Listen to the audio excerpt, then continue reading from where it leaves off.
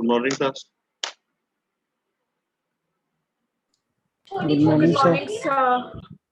तो अभी आपको एग्जाम है ट्यूसडे को है ना, तो मंडे को, मंडे को थोड़े से रिवीजन कर लें। तो सबसे पहले हमारे पास डेफिनेशन आ जाती है फिजिक्स की। उसके बाद फिजिकल क्वांटिटी, मैंने आपको बताया था कि जिस भी चीज को हम मेजर कर सकें उसे हम नाम देते हैं फिजिकल क्वांटिटी का। फिर यूनिट, किसी को एक्सप्रेस करना हो तो यूनिट, दो तरह के यूनिट है, फंडामेंटल एंड डिराइव। फंडामेंटल में आ जाते हैं एसआई जो किसी पर डिपेंड नहीं करते, और डिराइव में आ जाते हैं जिसको हम फंडामेंटल से ऑब्टेन करते हैं। इसके अलावा हमारे पास है सीजीएस सिस्टम, एफपीएस, एमकेएस, ये सिस्टम हमने पढ़े हुए। सीजीएस में क्या पढ़ा था, कोई बताएगा please?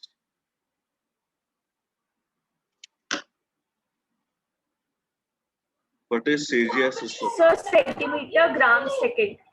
Second. MKS? Meter, kilogram, second. and seconds. Seconds. और FPS? Foot, pound, and second.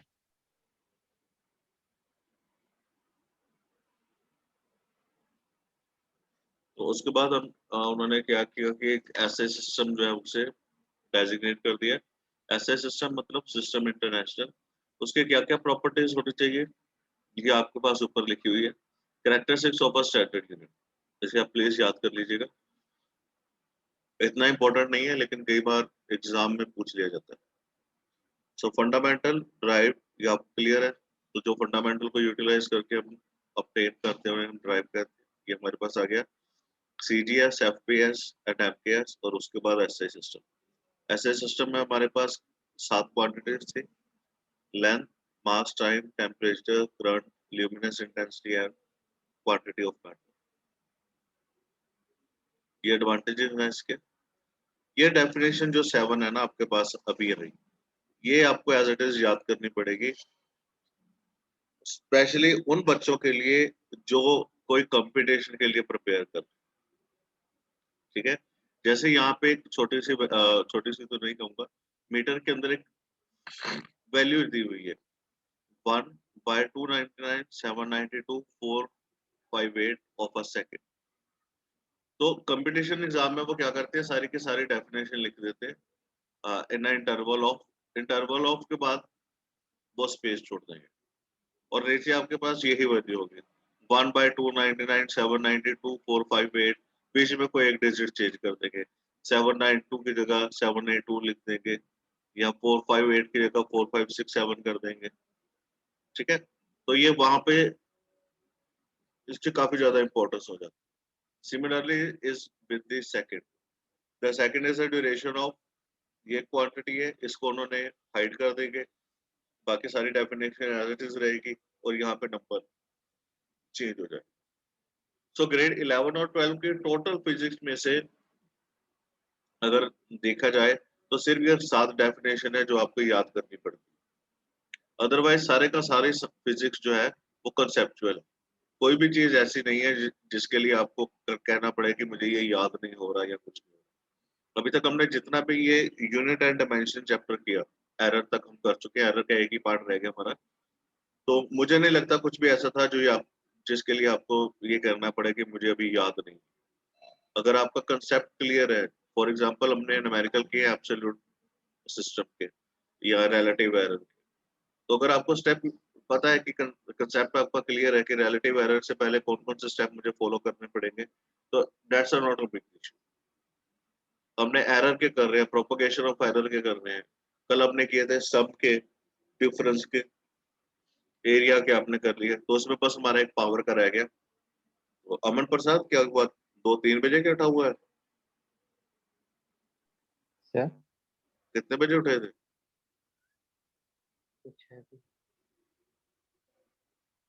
अभी भी नींद आ रही है तुझे यार? नहीं, पानी पुनी पी ले। अच्छा ठीक है। तो कुछ भी ऐसी चीज नहीं है जो आपको क्रैम करनी पड़े कि हाँ भाई मुझे याद नहीं है, मैंने रिवाइज नहीं किया। तो अगर आप डे बाय डे, अभी तक तो सारे बच्चे जैसे काफी सिंसियरली आप अटेंड कर रहे हो क्लासेस, अगर थ्रू आउट द ईयर ऐसे ही रहा तो कुछ भी आपको याद करने की जरूरत नहीं पड़ेगी, कंसेप्ट आपका क्लियर है। और फिर जहाँ पे कंसेप्ट क्लियर है वहाँ पे क्रैमिंग की जरूरत है। ठीक है, फिर चाहे वो कोई भी कंपटीशन हो आपके लिए। तो सिर्फ ये 7 डेफिनेशन है जो आपको याद करनी पड़ती है यहाँ पे, और वो भी क्योंकि यहाँ पे नंबर इंक्लूड है इसलिए। अब जैसे यहाँ पे केल्विन है, केल्विन में 1/273.16 है, ठीक है, वो वहां पे थोड़ी सी वेरिएशन कर देगा। यहाँ पे ट्रिपल पॉइंट ऑफ वाटर है, ट्रिपल पॉइंट ऑफ वाटर का मतलब क्या होता है, जहाँ पे पानी की, वाटर के तीनों स्टेजेस जो है वो एग्जिस्ट करें, ठीक है, लिक्विड भी, सॉलिड भी, गैसेस भी, वेपर्स भी, उसको। तो ये डेफिनेशन प्लीज आप याद कर लीजिएगा, इसमें मैंने 2 डेफिनेशन एग्जाम में डाली हुई है, तो प्लीज गो थ्रू हो जाइएगा। मैं यही नोट्स आपके साथ शेयर करूंगा, ये मेरे अपने हैं, तो आपको क्लियर रहेगा। उसके बाद डायमेंशंस। डायमेंशंस क्या होता है कि किसी भी मास, लेंथ और टाइम को हम उसके पावर तक रेज करते हैं उनको। उसके बाद क्या बनता है हमारे पास, डायमेंशनल फॉर्मूला। फिर ये डायमेंशनल इक्वेशन आ गई। काफी सारी इक्वेशन आपके साथ मैं डिस्कस कर चुका हूँ, लेकिन फिर भी यहाँ पे मैंने थोड़ी सी इक्वेशन लिखी है। फिर डायमेंशनल कांस्टेंट क्या है और उसके एग्जांपल्स। वेरिएबल क्या है, dimensionless constant and dimensionless variable क्या है, कैसे ड्राइव करना है हमने फॉर्मूला, डेंसिटी का, पावर का, विस्कोसिटी का और एंगल। ये सब मैंने करवाया हुआ है आप लोगों को। अगर फिर भी कोई डाउट है तो पीछे वाली जितनी वीडियोस है वो यूट्यूब चैनल पे भी पड़ी हुई है, वहां से भी आप देख सकते हो। तो ये मैं वीडियो डाल के यूट्यूब का लिंक भी शेयर कर दूंगा, वहां पे से भी आप देख। और एक बार जो लास्ट ईयर के स्टूडेंट्स थे उनके साथ भी जो वीडियोस थी वो भी यूट्यूब के ऊपर पड़ी हुई है, तो आप उनको भी एक बार चेकआउट कर सकते। देन प्रिंसिपल ऑफ होमोजेनिटी हमने किया था, x is equal to 80 plus b t square. तो आपस में क्या रहेंगे, उनके डायमेंशंस जो है वो सेम है थे, तो हम कंपेयर करके निकाल सकते हैं। हाँ जी, एप्लीकेशन। एप्लीकेशन 3 एप्लीकेशन होती है। अगर आपको एग्जाम में क्वेश्चन आ जाए what are the uses of dimensional equation, तो आपने लिखना है कि करेक्टनेस के लिए, कन्वर्ट के लिए, नया रिलेशन एस्टेब्लिश करना। तो इसी के बेसिस के ऊपर न्यूमेरिकल हमने किए हुए हैं टू चेक द करेक्टनेस। जैसे f is equal to mv square by r। पहले राइट साइड में डायमेंशन फिल करोगे, फिर लेफ्ट साइड में, फिर उनके पावर्स को इक्वेट करना है। अगर पावर उन दोनों की सेम है then relation is correct. Then we have relation establish, check accuracy. देखो यहाँ पे आप होमोजेनिटी का लग गया, f b is equal to 80। तो सबसे पहले हम बी और 80 को कंपेयर करके ए के निकाल लेंगे, फिर बी और बी टी को, बी बाई टी को कंपेयर करके, फिर बी और सी को कंपेयर।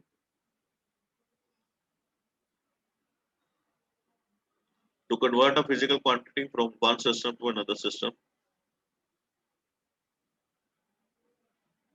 जैसे ये। अब एग्जाम में आपको 1 मार्क में डायरेक्ट रिलेशन भी पूछ सकते हैं कि what is the relation between 1 Newton and 1 time, ठीक है। अगर तो ये 1 मार्क में क्वेश्चन आ रहा है ना, आप सीधा लिखोगे 1 newton is equal to 10 raise to power 5 time. Otherwise आप इसको सारे का सारे ड्राइव करोगे अगर ये 2 और 3 मार्क्स का क्वेश्चन, ठीक है। 1 mark means 1 word, nothing else. Similarly 1 work को हमने relation 1 erg is equal to 10 raise to power -7। Then is the limitation. क्या क्या लिमिटेशन है, सबसे पहले हमने जितने भी रिलेशन किए हैं उसमें कितनी क्वांटिटीज होती थी, 2 या 3। 3 से ज्यादा क्वांटिटीज के ऊपर डिपेंडेंट हम नहीं कर सकते। देखो अगर 3 वेरिएबल आ रहे हैं आपके पास एक्स वाई जेड, आप 3 इक्वेशन सॉल्व करके उससे सॉल्व फाइंड कर सकते हो एक्स वाई की वैल्यू। लेकिन अगर आपके पास ज्यादा वेरिएबल हो गए और वैल्यू आपके पास कम हुई तो आप उसे इजीली कैलकुलेट नहीं कर सकते। सेकंड, यहाँ से हम कांस्टेंट की वैल्यू को नहीं निकाल सकते। जैसे यहाँ पे लिखा हो 1/2 या कुछ और नंबर हो, उस कांस्टेंट की वैल्यू को हम कंसीडर नहीं कर सकते। अनदर एग्जांपल इज, जैसे आप लिखते हो वेलोसिटी डिपेंड ऑन मास, तो हम लिखते हैं v is proportional to m, v is proportional to g, v is proportional to rho। उसके बाद हम लिखते हैं v is equal to k, k is any constant. तो हम k की वैल्यू एग्जैक्ट वैल्यू नहीं पता कर सकते। तो ये कुछ इसके लिमिटेशंस है, प्लीज इसको गो थ्रू हो जाइएगा। फिर भी कोई डाउट हो please feel free to discuss.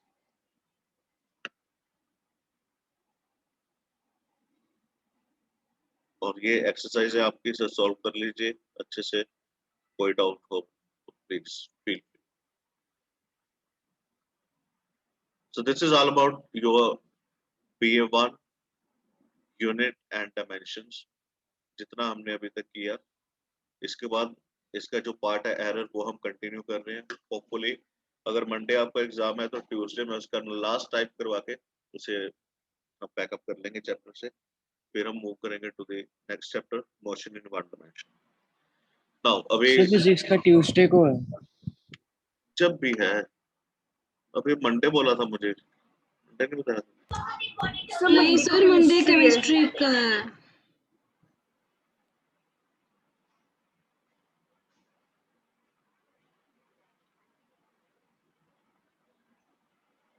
चलो जो भी है आपका देख लीजिएगा उसको।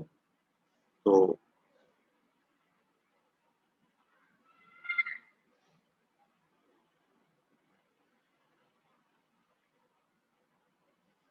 anything else you want to discuss from this chapter, please?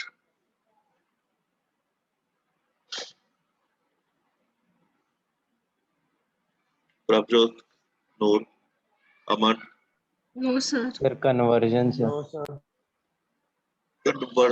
conversion का।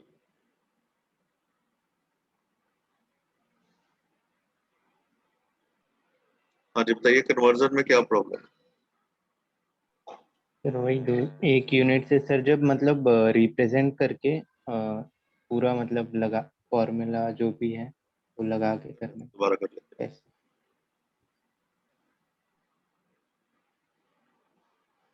हाँ, सबसे पहले तो ये इसके जनरल फॉर्म को ध्यान पे रखें। जनरल फॉर्म में क्या है, सबसे पहले हमने एक फिजिकल क्वांटिटी ली क्यू। फिजिकल क्वांटिटी को रिप्रेजेंट करने के लिए हमें क्या चाहिए, एक नंबर चाहिए, दूसरा उसका यूनिट चाहिए। ठीक है। और उस फिजिकल क्वांटिटी में क्या होगा, मास भी होगा, लेंथ भी होगा, टाइम भी होगा, चाहे उनकी पावर 0 0। अगर हम एंगल की बात करें या हम किसी मास, अगर अकेली लेंथ की भी बात करते हैं तो मास एंड टाइम 0 रहता है। अब किसको किस में कन्वर्ट करना है, दोनों को कंपेयर कर लेंगे, क्योंकि चाहे डायमेंशंस या यूनिट उनके सेपरेट है लेकिन वैल्यू दोनों की सेम रहेगी। मैंने आपसे एक बार पूछा भी था, समर्थ चौहान से मैंने पूछा था कि if you have 100 gram of iron and 100 gram of cotton, ठीक है, अब है तो दोनों की वैल्यू सेम। सॉरी, मैंने पूछा था 1 kg iron and 1000 gram of cotton. 1 kg and 1000 gram, value तो दोनों की सेम है। ठीक है, तो दोनों को कंपेयर कर दिया हमने। यहाँ पे देखो N1U1 is equal to N2U2 whatever be their system of unit। अब N2 मेरे पास वो है जो जिसकी वैल्यू जिसमें मैंने कन्वर्ट करना। ठीक है, अगर मैं जॉल्स को कन्वर्ट करना चाहता हूँ या मैं न्यूटन को डाइन में कन्वर्ट करना चाहता हूँ, तो यहाँ पे मेरे पास क्या होगा, CGS का system. Got it? Yes sir. ठीक है, एक चीज याद रखना, N1U1 वो क्वांटिटी है जिसमें आपको सिस्टम गिवन है। N1U1 क्या है, वो क्वांटिटी जिसमें सिस्टम गिवन है, और N2U2 वो क्वांटिटी जिसमें आपको सिस्टम को कन्वर्ट करना है। Got it? अगर आपको फोर्स की दी हुई है न्यूटन में तो वो क्या है आपके पास, N1U1। और अगर आपको डाइन में कन्वर्ट करना है तो वो क्या है आपके पास, N2U2। ठीक है, तो N1 मेरे पास क्या बन गया, SI सिस्टम, यस सर। और N2U2 मेरे पास क्या बन गया, CGS सिस्टम। तो कन्वर्ट हो जाएगा इजीली। उसके बाद N2 CGS सिस्टम रह गया मेरे पास, कि कितने नंबर्स बचेंगे मेरे पास, N1 मैं दूसरी साइड ले गया। ठीक है, फिर उनकी पावर्स को हम कन्वर्ट कर। अभी इसके प्रैक्टिकल एग्जांपल करके देखते हैं। ये देखो, N1 मेरे पास है MKS में, मतलब SI में। MKS एंड SI दोनों सिस्टम सेम रहते हैं हमारे पास। और N2 किसमें है मेरे पास? CGS। तो Yes. N2 क्या बन गया? N1 U1 divided by U2। Got it? अब फोर्स के डायमेंशन अप्लाई कर दिए, M1 L1 T-2, M2 L2 T-2। Separate कर दिया, M1 upon M2 L1 upon L2 T1 upon T2 power -2। अब SI में अमन ध्यान रखना, M1 क्या है तेरे पास? M1 L1 T1 SI और M2 L2 T2 CGS। Got it? अब M1 में मास कैसे रिप्रेजेंट करेगा तू? 1 kg। लेंथ कैसे रिप्रेजेंट करेगा? मीटर। टाइम कैसे रहेगा? सेकंड। सिमिलरली M2 तेरे पास है CGS सिस्टम, तो CGS सिस्टम में तेरे पास मास कैसे रहेगा? ग्राम्स में। Yes. तो हमने यहाँ पे ग्राम लिख दिया। लेंथ रहेगी सेंटीमीटर में, टाइम रहेगा सेकंड्स। Got it? अब इन दोनों का रिलेशन आपस में क्या है? देख, तूने कन्वर्ट करना है SI को CGS में, इट मींस तो किलोग्राम का रिलेशन देखेगा किसके साथ? ग्राम के साथ। So 1 kg is 1000 gram, 1 metre is 100 centimeter, second, then gram, centimeter and second.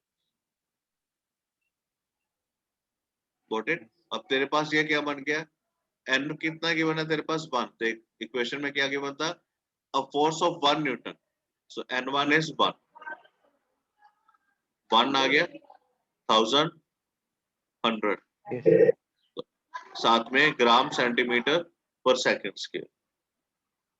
तो ग्राम सेंटीमीटर पर सेकंड स्क्वायर को हम क्या नाम देंगे? डाई। तो रिलेशन क्या बन गया मेरे पास? 1 newton is 10⁵ die.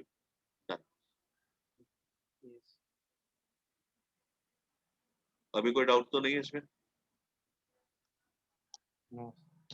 No sir. ठीक है। सिमिलरली अगर हम वर्क की बात करें, ये एग्जांपल भी आप देख लो, रीड करके देखो, एक जल्दी से सॉल्व करके देखो। रीड क्या करना है, जल्दी से सॉल्व करो अपनी नोटबुक। कन्वर्ट वर्क ऑफ 1 अर्क इनटू जूल।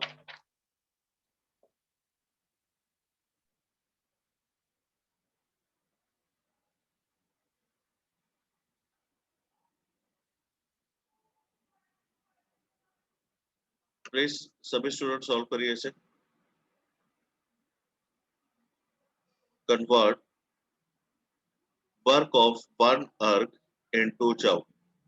अब यहाँ पे अर्क किस में है? CGS में, और जूल है हमारे पास SI में। तो CGS को हमने SI में कन्वर्ट कर दिया।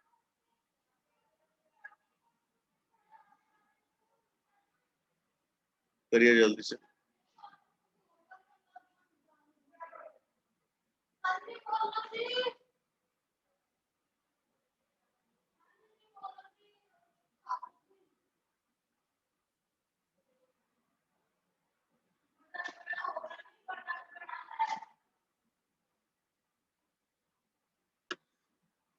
प्लीज किसी तरह का कोई भी डाउट है इस चैप्टर में, इन टॉपिक्स में, तो आप मेरे साथ कभी भी डिस्कस कर सकते हो।